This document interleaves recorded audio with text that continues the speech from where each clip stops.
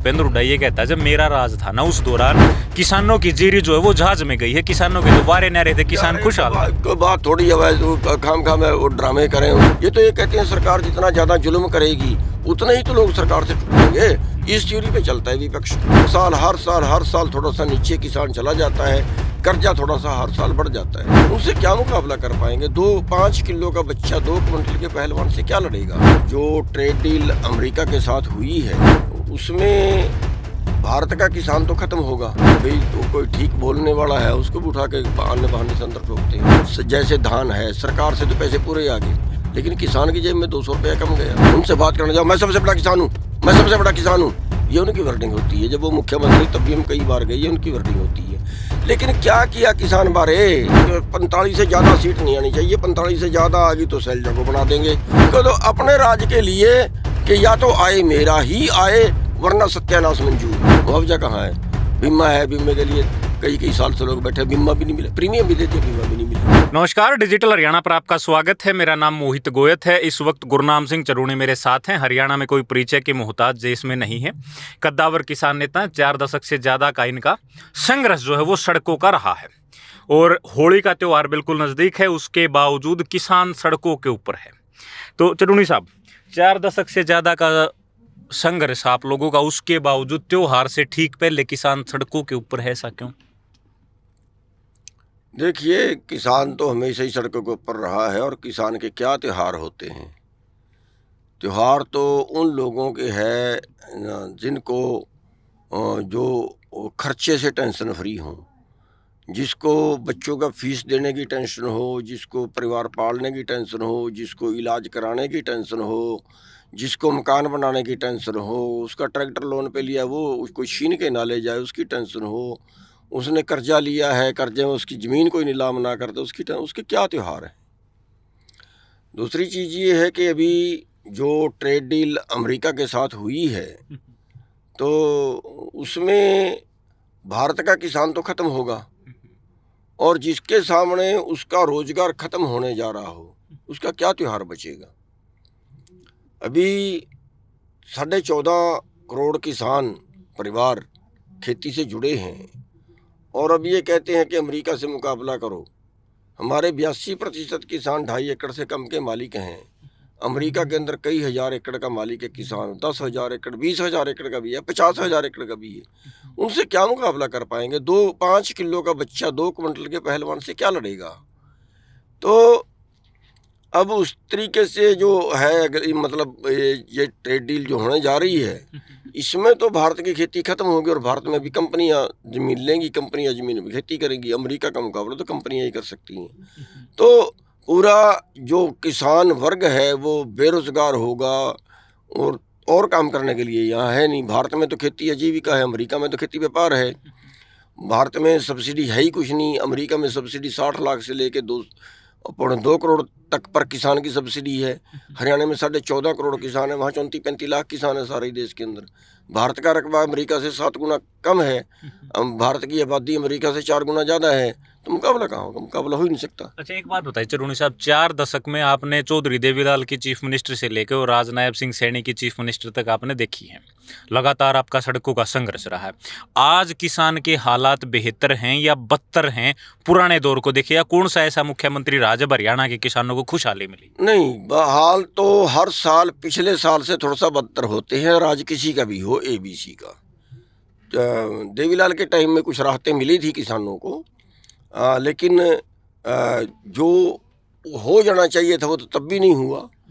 और अब तो जो है मतलब हर साल थोड़ा सा, मतलब जैसे महंगाई जितनी बढ़ती है उतना भाव नहीं बढ़ता है और जो बढ़ता है वो भी किसान को नहीं मिलता है। तो वो तो हर साल थोड़ा सा नीचे किसान चला जाता है, कर्जा थोड़ा सा हर साल बढ़ जाता है। तो जहाँ तक कोई हम बात करें थोड़ा सा कि बंसीलाल का राज हमें समझ में आया, जिससे अफसर डरते थे, काम करते थे, न्याय मिलता था। अब तो न्याय भी नहीं है। और अब तो जो है, जो भाई तो कोई ठीक बोलने वाला है उसको भी उठा के बहाने से अंदर ठोकते हैं। लेकिन हरियाणा में किसानों की आय दोगुनी करना मोदी जी का सपना था जो 2022 में जा चुका है और नायब सिंह सैनी 24 फसलें हरियाणा की MSP पे खरीदते हैं। क्या इसके बावजूद भी हरियाणा के किसानों की हालात ठीक नहीं है? देखिए, पहली बात तो जो एमएसपी है वो हरियाणा सरकार के एग्रीकल्चर डिपार्टमेंट के आंकड़े मुताबिक जो एमएसपी है वो खर्चे से कम है, खर्चे से कम है। दूसरी चीज़ ये है कि 24 फसलें हरियाणा में होती नहीं, 13 या 14 फसलें हरियाणा में होती हैं, और जो होती हैं उनमें भी फिर जैसे धान है, सरकार से तो पैसे पूरे आ गए, लेकिन किसान की जेब में 200 रुपया कम गया। अब वो तो कहेंगे जी हमने तो खरीदा, हमारी जेब से तो जा लिया, लेकिन किसान की जेब में तो नहीं गया। अब जैसे बाजरे भाव अंतर आया, वो जितना आना चाहिए था उससे कम आया। अब जैसे आलू है हरियाणा के अंदर, भाव अंतर दे भी रहे हैं, चलो धन्यवाद है, लेकिन रेट ही 1.5 रुपये आ गया आलू का, तो बचेगा क्या? तो ये हालत किसान की है कि किसान का जो मिलना चाहिए बाजार से वो उसको नहीं मिल पा रहा है।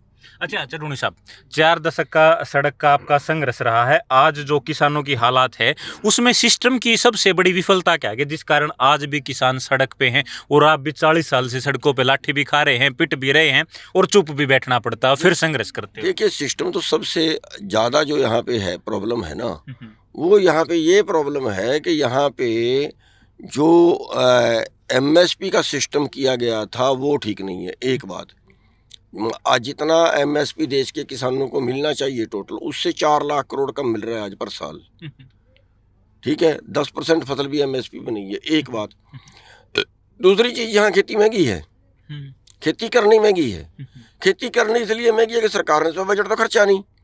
पहली पंचवर्षीय योजना में 14% बजट था खेती भी, अब 2% भी नहीं है।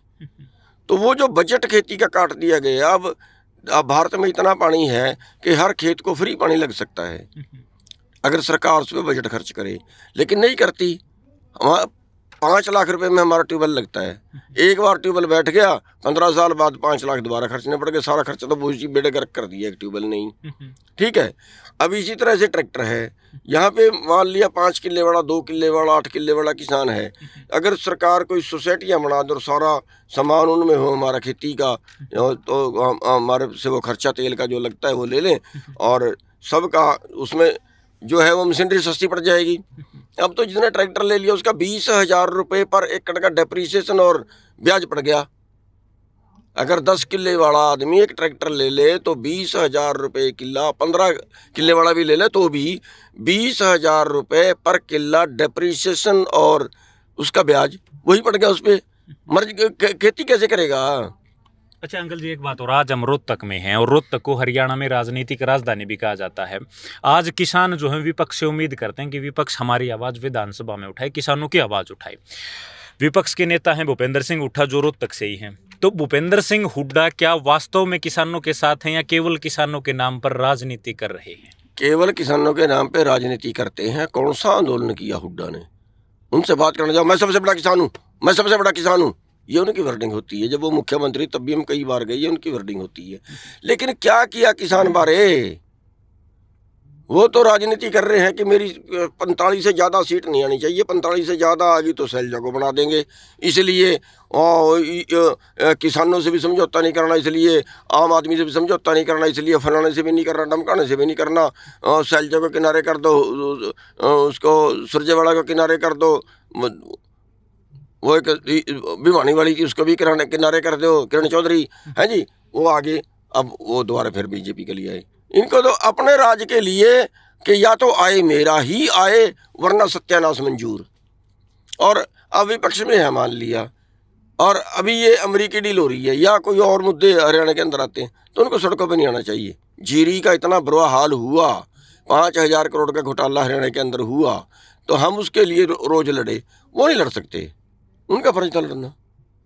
कहाँ भूमिका निभा रहे हैं विपक्ष की? अच्छा चरूनी साहब, इसी में एक बात आती है, जब ऐसे सवाल होते हैं ना तो भूपेंद्र हुड्डा ये कहता है जब मेरा राज था ना उस दौरान किसानों की जीरी जो है वो जहाज में गई है, किसानों के तो वारे न रहे थे, किसान खुशहाल था। कोई बात थोड़ी है, खाम वो ड्रामे करें, उसका जीरी जहाज में गई है उनकी। अरे वर्ल्ड मार्केट का रेट होता है, अप डाउन होते हैं कई चीज़ों के।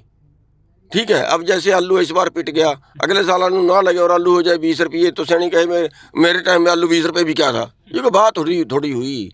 वो ठीक है, वर्ल्ड मार्केट में डिमांड थी और उस वक्त बासमती का रेट महंगा हो गया, फिर बासमती पे आयात कर निर्यात कर लगा के नहीं ना तो सस्ती की थी। जब बासमती का रेट महंगा हुआ उसके अगले साल के मोटी धान कम ना हो, कांग्रेस ने ही तो निर्यात कर लगाया था। चावल पे निर्यात कर लगा के फिर सस्ती की थी ना वो। फिर हुड्डा का क्या था उसमें भाई, वो तो देश का मैटर था।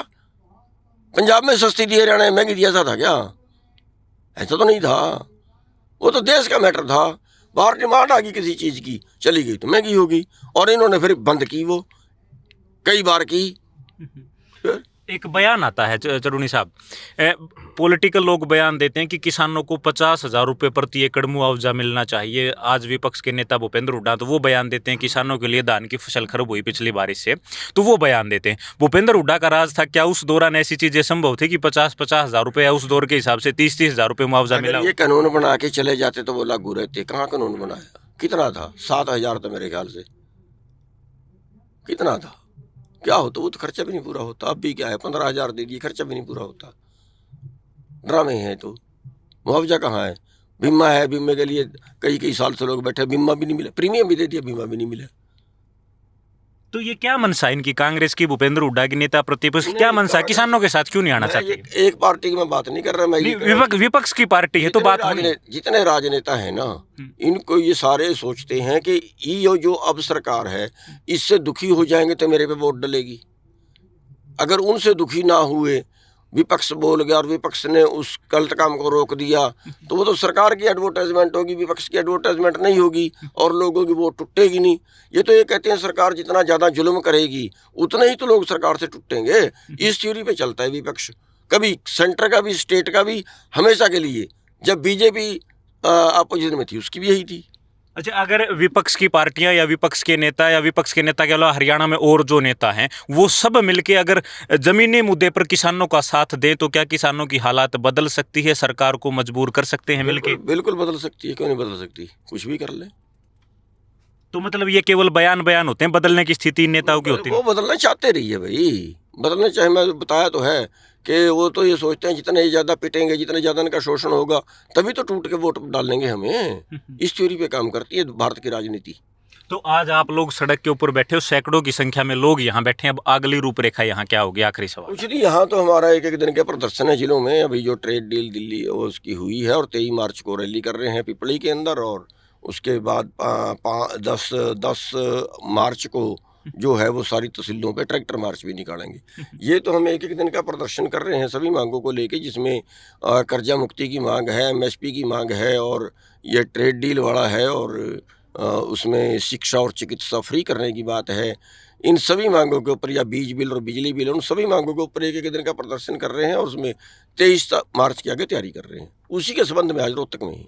ठीक है, थैंक यू। तो ये गुरनाम सिंह चरूणी थे। हर सवाल का बड़ी बेबाकी से इन्होंने जवाब दिया है, आपने सुना है। आप इसके बारे में क्या सोचते हैं वो हमें कमेंट बॉक्स में जरूर लिखें। शुक्रिया।